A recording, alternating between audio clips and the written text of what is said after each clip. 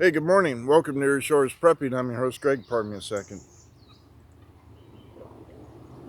We've been up very early working in the gardens and taking care of the free range chickens, so I need a little shot. There is a lot going on with Russia, Ukraine, and surrounding countries, and here domestically. United States Congress, in its wisdom and urging of senators like Rob Portman, who I will be very glad when he is gone in November, have passed a Ukraine aid bill of some $30 billion, $30 billion, and sending that aid over to Ukraine government and people. What's in it? They won't divulge. Who is getting paid? Who is not getting paid? Where that money is going to? They won't say. What military equipment is over there and what we are doing and how much that costs to us?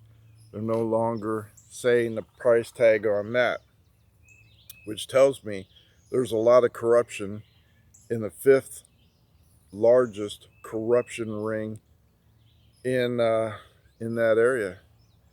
And Ukraine was one of the largest corrupt countries um, to begin with. So where's our military aid going for? People say in charge, the Ukrainian MPs is what they call them, the elected officials saying, "Oh, thank you, Americans. Thank you for all your money. Thank you for your support. This will be a really big help to our economy. This will be a really big help to our people." Okay, who's getting paid? Where's that money going to? How much is it going to? Where's the medical supplies? Where's the military supplies? Where is it going to and who's accountable? They will not tell us, which tells me that money's being siphoned off into bank accounts. When Yasser Arafat, some of you may not know who it is, Yasser Arafat, who was the leader of the PLO, Palestinian Liberation Organization, PLO, who was representing the Palestinians and Arabs in their fight against the Jewish state when he died or was murdered, depending on your point of view. He died one of the wealthiest men in the world. All that aid that was being funneled into the PLO for resistance went into Yasser Arafat's Swiss bank accounts. And when it was divulged that his daughter inherited it and became an instant billionaire, a lot of people pissed off. And that's what I believe is happening in Ukraine now.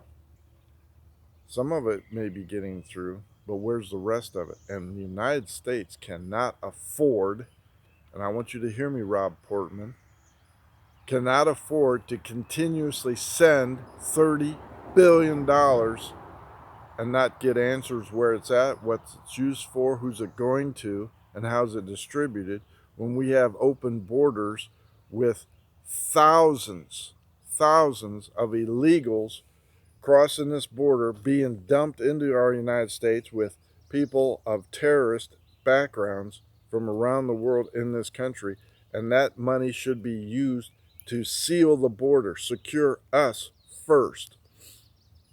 When we have 8.3 to 8.5 inflation, and I believe it's a lot more than that, we should be using that to stop printing money to get inflation down and combat food shortages, which are rampant because the food banks are out of food, and baby formula is almost non-existent and it's being rationed. Gasoline prices new high, and I can tell you, getting an oil change cost me an extra $25 because now they're using all synthetic. So that was a $25 increase from a year ago. My haircut cost me $2 more than what it did last year, and it took her the same amount of time to shave my head, 5 minutes. Our deficit is almost beyond repayment. And yet we're sending more money to a country we owe nothing to. Sure, they were invaded by Russia. We cannot finance the retaliation. There are plenty of other countries that need to step up, but they're not doing it. Why? for whatever reason, they're in their own recession, or they're afraid of Russia, or they're saying, we don't have a dog in this fight, we're not getting involved. We are taking care of our own. The United States should start listening to that. Start taking care of our citizens, protecting us from massive amounts of fentanyl coming across, heroin, all kinds of other narcotics that are killing us daily by the hundreds and yearly by the thousands. But we're not doing that. These people, elected officials, are saying, yeah, we'll send your money over to feed someone else. Meantime, Finland has told Putin, we are joining NATO, and it's your fault that we're doing that. We were military neutral, but you have built up your army on our side. We're not allowing that. We signed a mutual agreement with England and broke the treaty saying we will remain military neutral. And by signing a treaty with England saying, yeah, we're going to be an alliance militarily, and now we will be joining NATO, things are going to start heating up there. Finland has been preparing for this. Unlike all the other countries, Finland has seen the writing on the wall. They have advanced their troops to the border. They have been stockpiling fuel and now have countrywide at least 6 months of fuel to get them by. And they have ordered all their pharmaceuticals to have at least 3 months of drugs, emergency drugs, and prescription drugs on hand in case there's retaliation. The military is on alert, and the civilian population is now asking for training so much that there is a 6-week backlog. If you wanted to volunteer to get military training, to learn how to basically be in combat, go through boot camp, there is a 1.5 to 2 month wait list to learn how to shoot and survive combat. Good on you, Finnish people. Good on you. They have been building underground bunkers for years that are virtually impenetrable from bombardment above and can house up to 3,000 to 4,000 people per shelter. Good on you. Good on you. That's more than what we have here in the United States. So it shows what real people are thinking about. Take care of our own, protect our own, and make sound decisions. Sweden, a notably liberal left prime minister, is now considering, well, we'll see what happens with Finland, but maybe we'll join NATO by June if Mr. Putin decides he doesn't want NATO on his back door. Very real possibility, because Putin said there will be consequences and they will be swift in coming.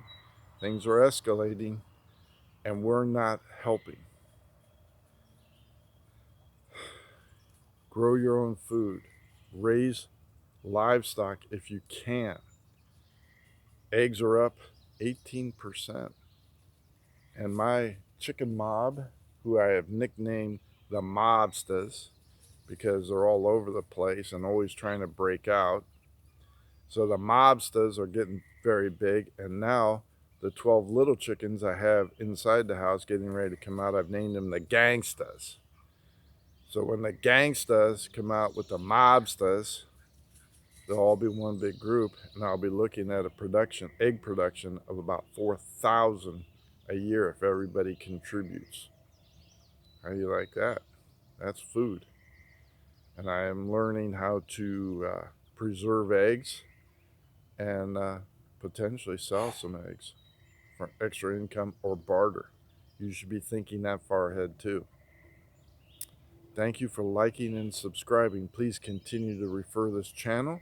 I certainly do appreciate you. You watch out, the next phase is heating up. And it's going to get where Putin's going to be making some decisions. Get yourself right with God. get baptized in water in the name of Jesus Christ. Greg out.